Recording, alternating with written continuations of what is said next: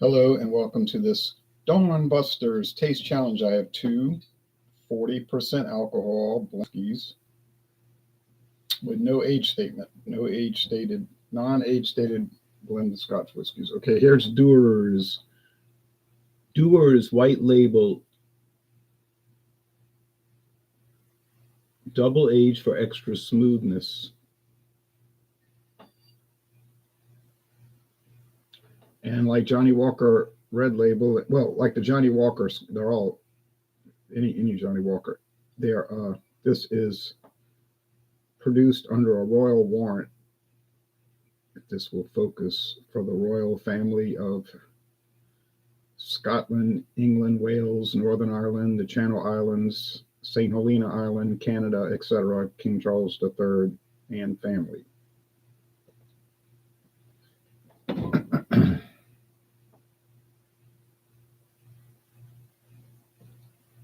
Come on, focus. And introduced in 1889.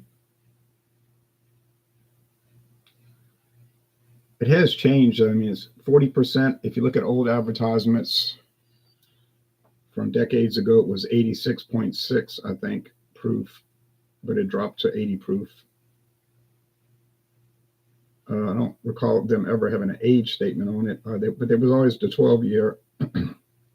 Then something happened with the 12-year, and then they brought it back. So there's the royal crest. It's got that lion. I think it's two lines on there. One line with a crown holding up the device, another one, a unicorn, and then one at the top prancing along, like on the Royal Canadian Governor General's flag, the royal flag of Canada. Well, there's different things showing a different British symbolism. Okay. Dewar's is owned by Bacardi today. Bacardi Limited bought Dewar's. Can you believe it? But that's who owns it today. In fact, Burley Sullivan says, you, and I'll say cheers back to you here at dawn, almost dawn. Yeah, it's still a little dark. It's the time of the year where every day it takes longer for daylight to arrive. Here's WD blended Scotch whiskey. We know WD Winn-Dixie stores were started in 1955 after a merger. So Winn-Dixie has existed since 1955, really longer than that, but I'm using the merger date. It's owned by Aldi as of 2024. True story. Nice pen and ink drawing of a clipper ship. It's got the wax seal, but it's not really wax seal. But when I was a kid, they had this on the shelves. That's how long ago, 50 years ago, it was on the shelves. I don't know when it came out. Could be back to 55. It's bottled in Kentucky by the Sazerac company says Sazerac on the back right here where I'm pointing, for Winn-Dixie. Now, who makes it? We don't know. I mean, some contract distillery over there in Scotland, or maybe they get it on auction or something. It might taste different every year. For all I know, I'm never gonna find out because I'm never gonna buy it again. Daryl Macias says, "Good morning, Ronald." Good morning to you, Daryl. Thanks for watching this taste challenge in name only, because it will not be a challenge, not in any real sense.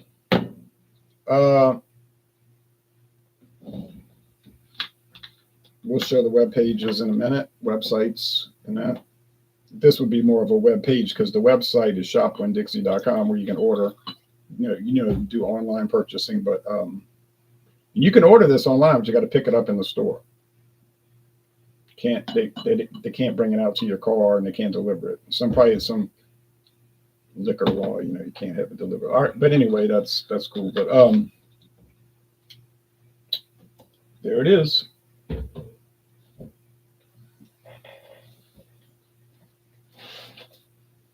Dewar's, yeah, the company goes back to 1820 something. Metal cap, built-in pour. It's got the 3 Ds for the father, John Dewar, and the 2 sons, D, D, and D, John Dewar and the 2 sons. And actually, they said on the website, the 2 sons are the ones that really got the the product popular. Like the father developed it, but maybe he was better at developing products than being really a good businessman, which is common, you know. Glass bottle, no plastic here. But his two sons really got it going strong. And then eventually, as usual, the family sold to somebody else. That's nothing, that's like the normal thing. Some people get hurt, you know, like, I can't believe my favorite craft beer company sold out. Well, you better believe it, because it's a common practice. It's always been a common practice in the beer, wine, and liquor industry. And I think a lot of craft beer fans, and I'm a craft beer fan, as evidenced by this channel, but they understood craft beer, you know, different exotic flavors and different styles and all that, but they didn't understand business so much. You know, and it was like, oh, this is different. It's not corporate. It's family owned businesses. It's about power to the people and everything. But look at all the ones that sold out, because money talks and sentiment walks. And a lot of these people is family owned, but the younger people in the family did not want to run it. They had their own lives, you know, and like in the case of Bell's Brewing over there in Michigan, he said, oh, look, I'm going to retire. No one in the family wants it. I'm not going to force it on them. I can't force it on them. He let it be known he was looking to sell, and company came along, big multinational, and he sold it. Stone, you know, that was a little more egregious though, because they always were bragging like they were some kind of movement, and we're different, and we're never going to sell out to the big guys, and you know, like some kind of like vanguard of the revolution, you know. And then here comes the money talking, and he went a walk and, you know, sold out. So a lot of people felt betrayed. I didn't feel betrayed, because I know how those people are. You know, a lot of these people are phony, and it's kind of like listening to a head coach talking, you know, a college, especially college, you know, college head coaches, college football, college basketball.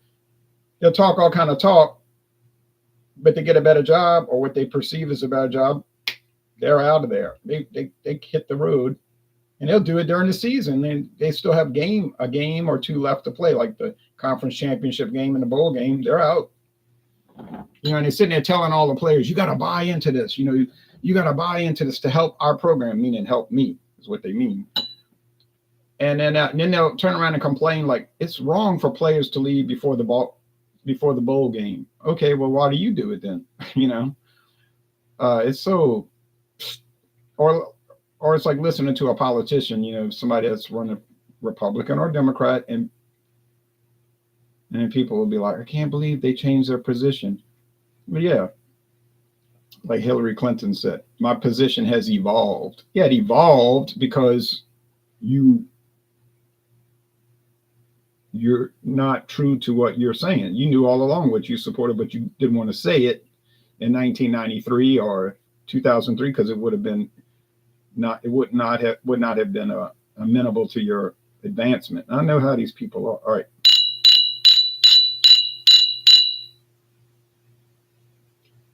The Winn-Dixie is slightly lighter, but you probably can't even tell on video, because I can barely tell in real life, but there is a difference. Now, can a person's political ideology evolve? Yes, of course it can. Your understanding of beer, wine, and liquor can evolve. Your taste in food evolves, especially from childhood to adulthood. You know, children, they don't have a developed body or palate, so their taste change. But you know, I'm talking about the phony stuff. Now you got some craft beer companies, they never did run around claiming they're part of this movement. They just say, look, we're a company, we started here in whatever town, we making good beer. That's it. You know, they don't try to make it like some social movement. And then when the time comes and they want to sell out, they sell out. Nobody can say they betrayed them, because they never made any claims that they were going to be different, except, you know, like the beer production. But you see what I'm saying. All right. So, but yes, it is true that politicians could evolve. My political ideology has evolved over the years just from learning, you see, and finding out more. But and I would definitely not be a phony. That's probably one reason if I did get into politics, it would go nowhere, because I'm not one of these demagoguery type people that's going to tell people what they want to hear. I would be more like telling you what you need to hear, which may not come across so popular. You see, everybody, right wing, left wing, Republican, conservative, they'd be all like, so what I did right wing with my left hand and left wing with my right hand. That was kind of funny, but they're all rah rah, and they'll be like, oh, you got to say the right thing. It's like, no, I don't have to say the right thing. I say what I think, and I'm saying what I believe is true.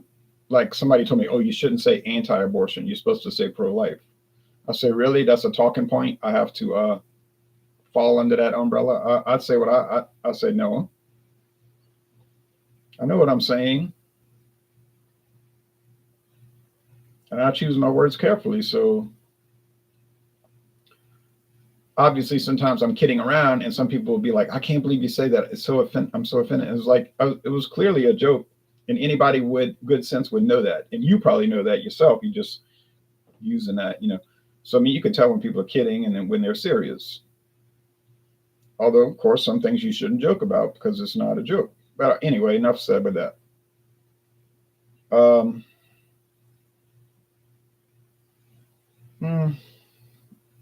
I'm not going to say Dewar's is some kind of special great product, because it's not. But it's legendary in the sense that it's a big brand. Drewski, Brewski. I don't know what you're talking about, Drewski. Okay, now let's do the screen share for a minute. You hear that crank? That's the fan in the background. Stirs the air up a little bit in here. It's about 76 degrees right now. Okay.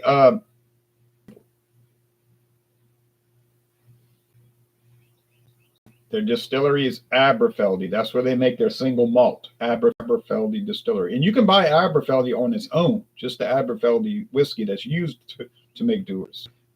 They make grain whiskey somewhere else. I don't remember where they said their grain whiskey. It's kind of like odorless, flavorless, and colorless. That's the base. You want the flavor to come from the single malt whiskey. But I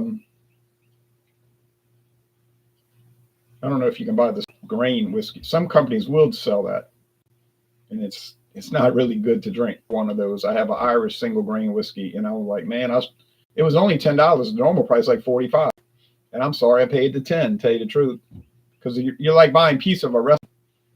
I'd rather buy the whole recipe. There's a highball you can make with Dewar's. Scotch combo, and they claim they invented the highball. Maybe they did. Jose Cuervo claims they invented the Rita. Now they're like serious about it, and they won't. We invented it. Now here's some other Dewar's that's going to cost you a good deal more than I think I paid about $30 for this handle. At least $30, $31.99, something like that. That's the normal price. It's not a premium Scotch. It's not above premium. It's budget. It's not budget by any means. Now there's Dewar's beer. That's above premium. You won't get that for $30 a handle. There's Dewar's 15, then the 18. So the price just climbs. There's a 19. That's something. Caribbean Smooth. Now you can get a good deal on that. That's rum barrels. I had the illegal mezcal version, which was wonderful. Double series 21, 22. So you see it just keeps getting more elaborate. You get up to Asian French oak, which is probably very nice. You get in your age. I mean, now you're talking about outrageous money, you see.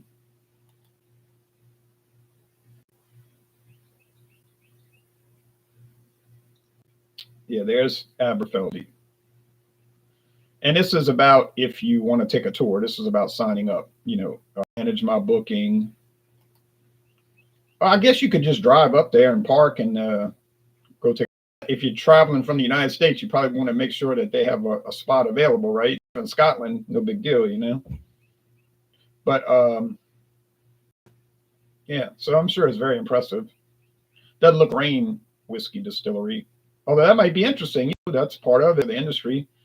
but it'd be very industrial. You know, it's not going to have a guest room or a guest lounge and all that, but it's very important. Now, here is Winn-Dixie. Only at Winn-Dixie makes sense. So we do know who makes it. They don't try to obscure that. They just tell you right on the back, Sazerac, who makes all the Buffalo Trace product, very famous. $16.99, good price. Well, a good price if it was good, but this stuff is definitely not. So it's really not a good price. Actually, free would be a bad price for me. If somebody gave it to me, that would be a bad price. That's how much I dislike it. Hi, Jay. Today is Malagasy beer. Oh, from Madagascar. To THB, whatever that means. A Pils beer, not bad, but cheers. Okay. THB.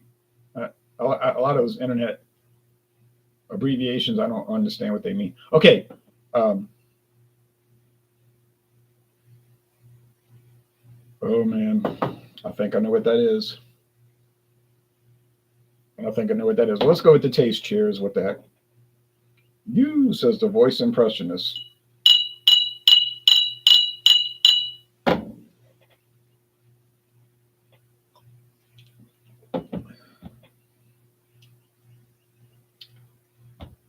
There's no way that's Dewar's. Now, Dewar's, they talk about, they take the whiskeys, they age them. I'm talking about the different whiskeys. They might be 35 whiskeys in this thing. Some of them have, like, I think, what does J&B say? Just Ernie and Brooks J&B Scotch, which all the stores sell. It's like 28 whiskeys in it, I think they said. Crown Royal is 50. Crown Royal, they use 50 different whiskeys of various ages and types to make their blend. But what Dewar's does, they age, cheers to you, they age each whiskey separately. Then they blend them together. Then they age the blend for a long, or however long they age it. Okay, so it's double age. That's what they mean, double age. Age each component whiskey, blend it, then age the blend together. THB means 3 hours, 3 Bourses beer, 3. I don't know. Okay.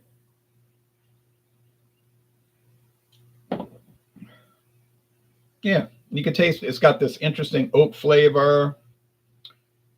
It does have caramel, but not in this garish way like the Winn-Dixie has.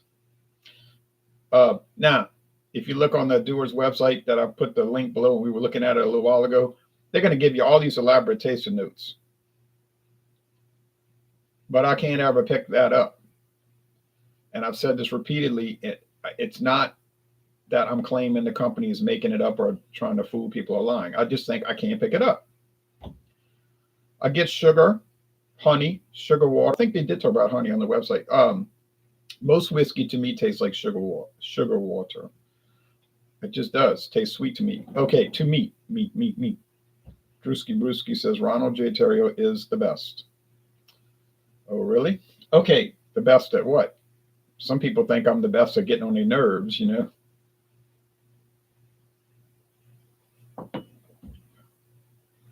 Now, are they doing all that fancy pants blending for this thing? Oh, no, it tastes like they just threw it together.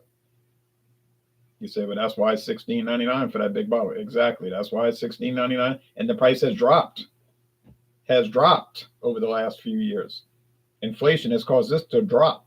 And there's reasons for that. But I would never recommend it. I would never buy it again. I'm sorry about, well, I'm not sorry I bought it because at least I got to try it. You know, looking at it on the shelf is not trying it.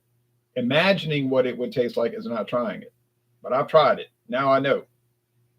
And I'm telling you, don't waste your money. But now if you want to buy it because you're curious to see how bad it could really be, go ahead. Then you could compare what you're tasting with me. That's fine too.